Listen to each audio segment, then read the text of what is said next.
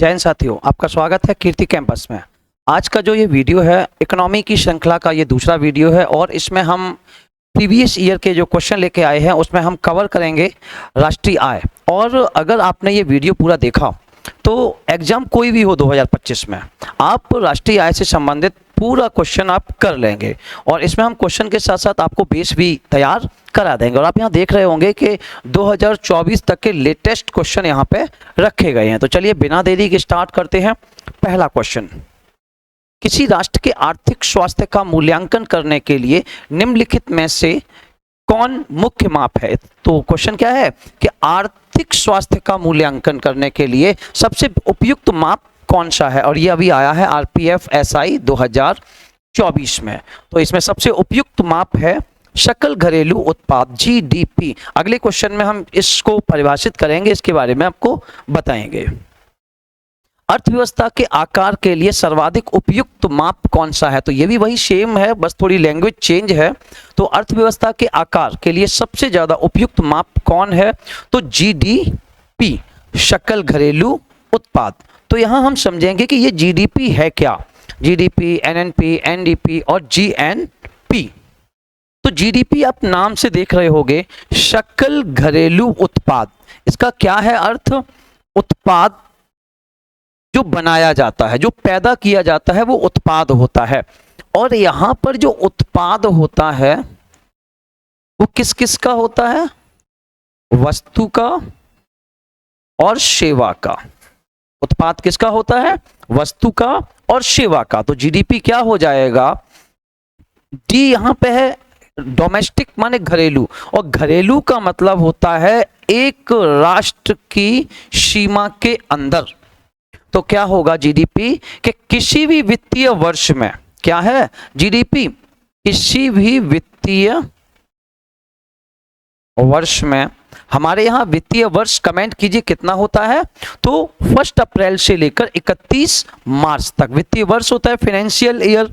किसी एक वित्तीय वर्ष में एक राष्ट्र की भौगोलिक सीमा के अंदर उत्पादित समस्त अंतिम वस्तुओं सेवाओं के, वस्तु और सेवाओं के मौद्रिक मूल्यों का अंतिम योग क्या कहलाता है? तो ये क्या कहलाता है? ये कहलाता है जीडीपी। तो आसान शब्दों में कहें कि किसी भी राष्ट्र की भौगोलिक सीमा के अंदर एक वित्तीय वर्ष में जितना जो उत्पादन किया जाता है, और कहां से उत्पादन होता है? वस्तु और सेवाओं से, उसका समस्त अंतिम मौद्रिक मूल्यों का योग क्या कहलाया? जीडीपी कहलाया। अब यहां आप ये देख रहे होंगे कि किसका योग है? अंतिम योग। तो यहां अंतिम योग क्यों रखा जाता है? क्योंकि दोहरी गणना से बचाव के लिए, दोहरी गणना ना हो पाए इसीलिए हम अंतिम योग रखते हैं। ये कैसे होता है डिटेल में हम इसको जब इकोनॉमी पढ़ाएंगे तो हम आपको समझाएंगे, लेकिन थोड़ा सा ब्रीफ बता दे रहे। अगर हम कोई भी 1 क्विंटल गेहूं हुआ और सपोज कीजिए वो 3000 रुपए में बिका, तो क्या होगा? गेहूं के बाद फिर उसकी मैदा बनेगी, फिर ब्रेड बनेगा, फिर होलसेल के पास जाएगा, फिर रिटेलर के पास जाएगा, उसके बाद उपभोक्ता के पास जाएगा। तो हम क्या करते हैं? अंतिम देख लेते हैं कि किसका कितना वो मौद्रिक मूल्य रहा। उसे हम क्या कहते हैं? उसे हम जीडीपी कहते हैं। आई होप आपको समझ में आ गया होगा। जीडीपी क्लियर है ना? जीडीपी। अब आगे देखो, जीडीपी के बाद, तो जीडीपी समझ में आ गया होगा। जीडीपी के बाद आता है जीएनपी, एन फॉर नेशनल, माने राष्ट्रीय, सकल राष्ट्रीय उत्पाद। तो इसमें क्या होता है? आसान से शब्दों में, किसी राष्ट्र के नागरिकों के द्वारा उत्पादित समस्त अंतिम वस्तुओं सेवाओं के मौद्रिक मूल्यों का अंतिम योग क्या कहलाया? वो जीएनपी कहलाया। तो क्या है? एक राष्ट्र के नागरिकों के द्वारा। यहां पर क्या होता है? यहां पर सीमा का कोई लेना देना नहीं होता है, केवल किसका होता है? नागरिकों के द्वारा होता है। उसे क्या कहते हैं? जीएनपी कहा जाता है। क्लियर है ना? तो एक राष्ट्र के नागरिकों के द्वारा जितना जहां जहां उत्पादन किया जाता है उसे कहा जाता है जीएनपी। आई होप आपको समझ में आ गया होगा। अब क्या करते हैं, जीएनपी जब हम काउंट करते हैं तो हमारी इंडिया में या हमारे देश में जिस दूसरे व्यक्ति के नागरिकों के द्वारा जितना जो जो पैदा किया जाएगा उसे हम माइनस कर देते हैं। साथ ही साथ हमारे लोग जो किसी दूसरे देश में कोई भी वर्क कर रहे हैं उनको हम जोड़ देते हैं, फिर जो बचता है तब वो कहलाता है जीएनपी। क्लियर।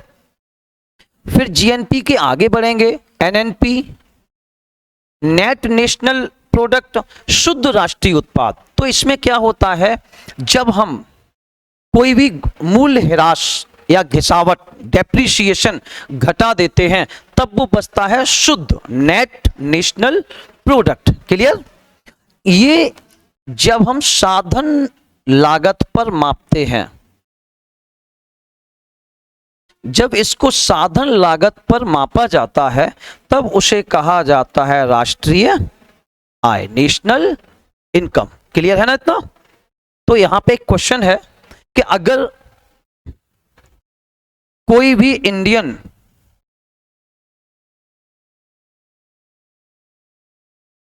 जापान में जॉब करता है तो इंडिया के लिए वो किस में काउंट होगा, एक क्वेश्चन। जापान के लिए किस में काउंट होगा, दूसरा क्वेश्चन। अगला, अगर कोई व्यक्ति जापान का इंडिया में जॉब करता है तो जापान के लिए किस में काउंट होगा और इंडिया के लिए किस में काउंट होगा। आप कमेंट कीजिए, समझ में ना आए तो अगला वाला जो हम वीडियो लेके आएंगे उसमें ये हम क्लियर कर देंगे। नेक्स्ट, सकल राष्ट्रीय उत्पाद से अवमूल्यन, डेप्रिसिएशन घटाने पर प्राप्त राशि को क्या कहा जाता है, पीछे हम बता चुके, जल्दी से कमेंट कीजिए। तो जीएनपी में से डेप्रिसिएशन जब घटाया जाता है, घिसावट या अवमूल्यन को घटाया जाता है तो उसे कहा जाता है शुद्ध राष्ट्रीय उत्पाद। क्या कहा जाता है, उसे कहा जाता है शुद्ध राष्ट्रीय उत्पाद कहा जाता है। क्लियर है ना। नेट नेशनल प्रोडक्ट क्या है, तो ये भी वही है, बस ये क्वेश्चन आया अलग डेट में है। तो एनएनपी बराबर जीएनपी माइनस डेप्रिसिएशन, मूल्य ह्रास। नेक्स्ट, भारत में राष्ट्रीय आय की गणना का पहला प्रयास किसने किया। ये क्वेश्चन बहुत इंपॉर्टेंट है और अलग अलग एग्जाम में कई बार पूछा गया है कि राष्ट्रीय आय की गणना का पहला प्रयास किया था दादा भाई नौरोजी ने। आप यहां ध्यान रखेंगे, चाहे राष्ट्रीय आय हो, प्रति व्यक्ति आय हो, अगर पहला क्वेश्चन आ जाएगा, गरीबी हो, बस पहला आ जाए तो आंसर क्या लगाएंगे, दादा भाई नौरोजी ने। इन्होंने 1868 में एक ग्रंथ लिखा, उसमें बताया poverty and un British rule in India. इन्होंने इसमें अध्ययन किया और ये पाया कि भारत से अधिक धन ब्रिटेन को जा रहा है और धन के निष्कासन को भारत की गरीबी का मुख्य कारण बताया।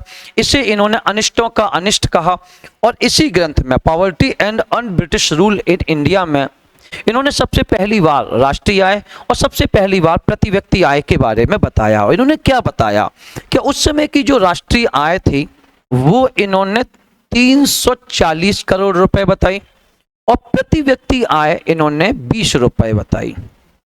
कितना, प्रति व्यक्ति आय कितनी बताई, तो 20 रुपए बताई। क्लियर है ना। आगे इसी में एक और ये देख लें, डॉक्टर VKRV राव, अगर ये आ जाए कि पहली बार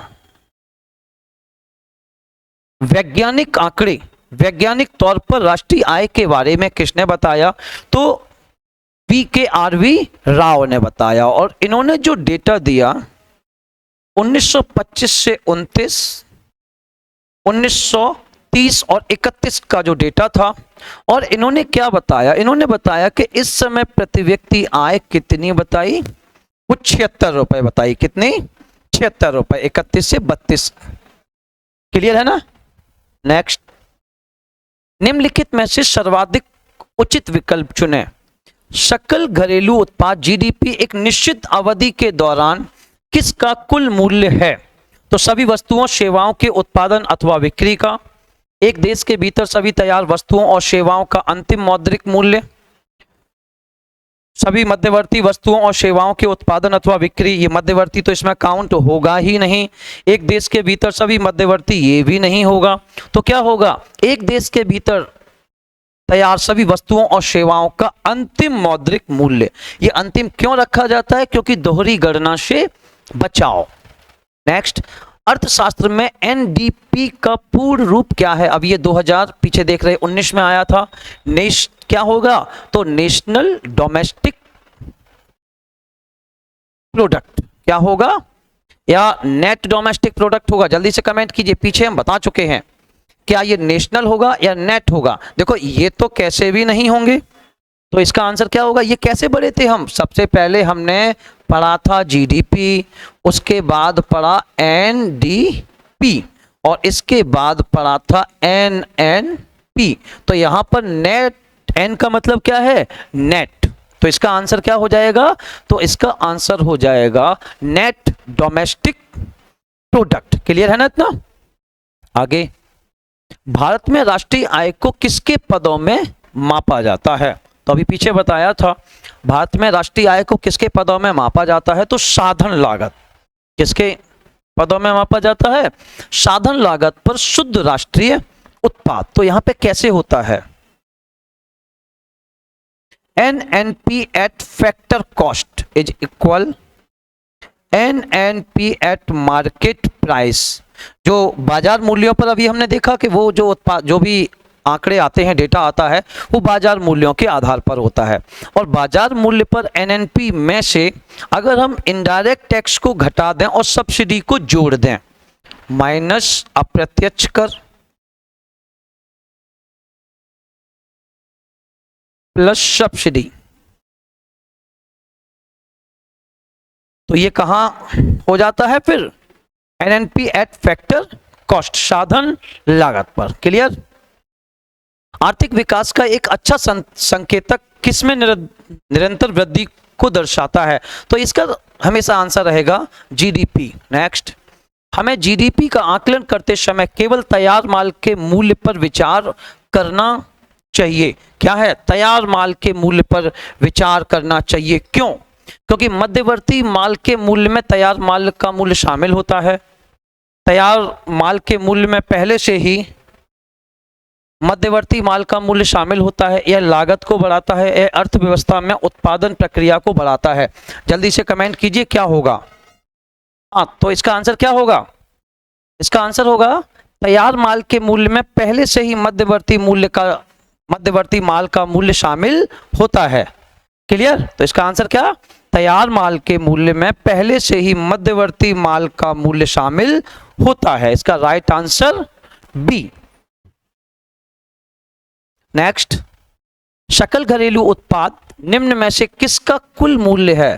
देखिए यहां से क्वेश्चन कितने बार आया है, और हमने कोशिश ये की है कि मैक्सिमम नंबर ऑफ क्वेश्चन कम रहे, नंबर ऑफ क्वेश्चन की लगभग कम रहे, लेकिन उसमें से पूरा टॉपिक तैयार होता चले।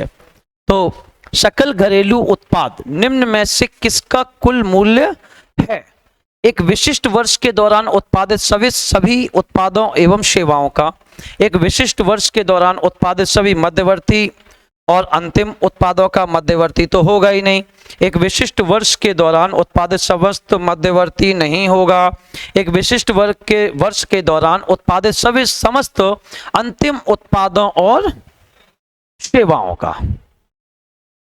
निम्न में से कौन वह धन है जो किसी व्यक्ति की आय में से स्थानीय, राज्य और संघीय करों का भुगतान करने के बाद उपलब्ध होता है। तो आप जितना भी आय पैदा करते हैं उसमें से जब सारे टैक्स को घटा देते हैं तो उस बची हुई राशि को आप यूटिलाइज कर सकते हो, आप यूज कर सकते हो। तो इसका आंसर क्या हो जाएगा, प्रयोज्य आय। आप जितना भी पैसा पैदा करते हैं वो सारा का सारा खर्च नहीं कर सकते। क्यों, क्योंकि हमें टैक्स देना पड़ता है। तो टैक्स देने के बाद जो बचती है वो आप यूज कर सकते हो। स्वतंत्रता की पूर्व संध्या पर भारत का सकल घरेलू उत्पाद क्या था। तो स्वतंत्रता की पूर्व संध्या पर भारत का सकल घरेलू उत्पाद माने जीडीपी कितना था, 2.7 लाख करोड़ रुपया था। भारतीय सांख्यिकी संस्थान की स्थापना किसने की, जिन्हें भारत में आधुनिक सांख्यिकी का जनक कहा जाता है? बहुत इंपॉर्टेंट है। तो प्रशांत चंद्र महालनोबिस, पीसी महालनोबिस ने भारतीय सांख्यिकी संस्थान की स्थापना की। निम्न किस में जीडीपी में वृद्धि दर केंद्र सरकार के राजकोषीय, वित्तीय संतुलन और बाह्य संतुलन के संबंध में अर्थव्यवस्था के भविष्य का आकलन किया जाता है? राजस्व व्यय, मध्यावधिक राजकोषीय नीति विवरण, व्यष्टि अर्थशास्त्रीय या समष्टि अर्थशास्त्री? बहुत इंपॉर्टेंट है ये समष्टि। अब इसके बारे में थोड़ा सा जान लेते हैं। क्या? एक अर्थशास्त्री हुए रेगनर फ्रिश, इन्होंने इकोनॉमी को दो भागों में डिवाइड किया। वो दो भाग कौन कौन से थे? व्यष्टि अर्थशास्त्र और समष्टि अर्थशास्त्र, माइक्रो इकोनॉमिक्स और मैक्रो इकोनॉमिक्स। जब अर्थव्यवस्था का अध्ययन व्यक्तिगत तौर पर किया जाए, व्यक्ति के उपभोग, उसकी बचत के को आधार बनाकर किया जाए, तो वो व्यष्टि अर्थशास्त्र होता है। इसके साथ साथ जब अर्थशास्त्र का अध्ययन संपूर्णता के आधार पर किया जाए, पूरे राष्ट्र के आधार पर किया जाए, तब उसका अध्ययन क्या होता है? समष्टि अर्थशास्त्र होता है। तो इसमें क्या है? राजकोषीय नीति और भुगतान संतुलन, बाह्य संतुलन। तो इसका अध्ययन कहां पर होगा? मैक्रो इकोनॉमिक्स में। क्लियर है ना? इसको कैसे याद रखेंगे? वा से व्यष्टि और वा से व्यक्तिगत। तो व्यक्ति का उपभोग, उसका निवेश, उसकी बचत कैसा हो जाएगा? वो व्यष्टि हो जाएगा। बाकी संपूर्णता से जब अध्ययन किया जाता है तो समष्टि हो जाता है। इंग्लिश में भी कैसे याद रखेंगे? माइक्रो, माइक्रोन से बना है ना, माइक्रोन छोटा होता है, तो माइक्रो हो गया और उधर मैक्रो हो गया। क्लियर है ना? तो समष्टि में क्या आ जाएगा? राष्ट्रीय आय, जीडीपी, जीएनपी, बेरोजगारी, है ना? तो ये सारा कुछ किस में आ जाएगा? ये समष्टि में हो जाएगा। क्लियर? जीडीएफसीएफ का सही पूरा नाम निम्न में से कौन सा है? तो जल्दी से कमेंट कीजिए, उसके बाद हम बता रहे। तो इसमें क्या होगा? Gross domestic fixed capital formation, GDFCF. इसको कभी कभी शॉर्ट में जीडीएफसी भी कह दिया जाता है। अब ये है क्या? नॉर्मली खर्च कहां कहां होता है? उपभोग में और निवेश में। तो इसके द्वारा क्या होता है कि जब हम कहीं पर स्थायी पूंजी में निवेश करते हैं, तो स्थायी पूंजी में जो निवेश किया जाता है वही है जीडीएफसीएफ। जैसे प्रॉपर्टी खरीदने में, प्लॉट में, वहां पर क्या होता है? स्थायी परिसंपत्तियों का निर्माण होता है, वो होता है gross domestic fixed capital formation. जब हम एनएनपी को किसी राष्ट्र की कुल जनसंख्या से विभाजित करते हैं, तो एनएनपी बटे जनसंख्या बराबर प्रति व्यक्ति आय। साम्य राष्ट्रीय आय तब होती है जब समग्र आपूर्ति, क्या होता है कि समग्र आपूर्ति समग्र मांग के बराबर होती है, तब उसे कहा जाता है साम्य राष्ट्रीय आय। इसमें क्या होता है कि आपूर्ति और मांग लगभग समान बनी रहे तो सारी कंडीशंस नॉर्मल रहती हैं। निम्न में से कौन सा विभाग भारत के जीडीपी की गणना करता है? वित्त मंत्रालय, आर्थिक मामले, केंद्रीय सांख्यिकी कार्यालय या राजस्व विभाग? तो इसका आंसर क्या हो जाएगा? केंद्रीय सांख्यिकी कार्यालय। ये क्या है? हाँ, तो क्या है ये? पहले एक संगठन था CSO, central statistical organisation, plus NSSO, national sample survey organisation. इन दोनों को मिला के क्या कर दिया गया है? NSO कब? 2019 में। नेशनल स्टैटिस्टिकल ऑफिस, क्या है ये? नेशनल स्टैटिस्टिकल ऑफिस, केंद्रीय सांख्यिकी कार्यालय। कब किया गया? ये 2019 में। तो जितना भी राष्ट्रीय आय का गणना, उसका लेखांकन का कार्य जो अलग अलग था, अब वो क्या कर दिया गया है? एक कर दिया गया है। और इसके लिए हमारी इकोनॉमी को 3 भागों में डिवाइड किया गया है। पीछे वाले वीडियो में हम बता चुके हैं, प्राथमिक सेक्टर, द्वितीयक सेक्टर और तृतीयक। फिर हम धीरे धीरे इकोनॉमी में आगे बढ़ रहे हैं, तो कुछ जगह चौथा और 5वां सेक्टर भी आ चुका है, वो हम पीछे वाले वीडियो में बता चुके हैं। हिंदू वृद्धि दर नामक शब्द किसने गढ़ा, जिसे भारतीय अर्थव्यवस्था में निम्न वृद्धि दर वाली अवधि के रूप में संदर्भित किया जाता है? तो हिंदू वृद्धि दर के रूप में सबसे पहले प्रोफेसर राजकृष्ण ने बताया। किसने बताया था? तो प्रोफेसर राजकृष्ण ने बताया था। और इन्होंने जो बताया था वो इसके बारे में कब बताया था? 1981 में। इन्होंने हमारी अर्थव्यवस्था का अध्ययन किया 1950 से 80 के दशक में, और इन्होंने देखा कि हमारी जो जीडीपी में ग्रोथ हुई है वो बहुत कम हुई है। कितनी?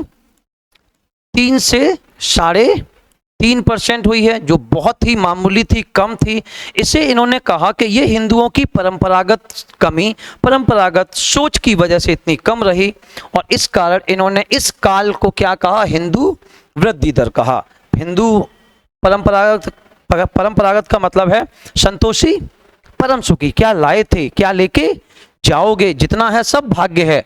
तो इंसान क्या करेगा? वो निश्चिंत रहेगा, कोई एक्स्ट्रा मेहनत करने का प्रयास वो नहीं करेगा। ऐसा इधर था, तो इसी कारण से इन्होंने क्या कहा? हिंदू वृद्धि दर कहा, प्रोफेसर राजकृष्ण ने।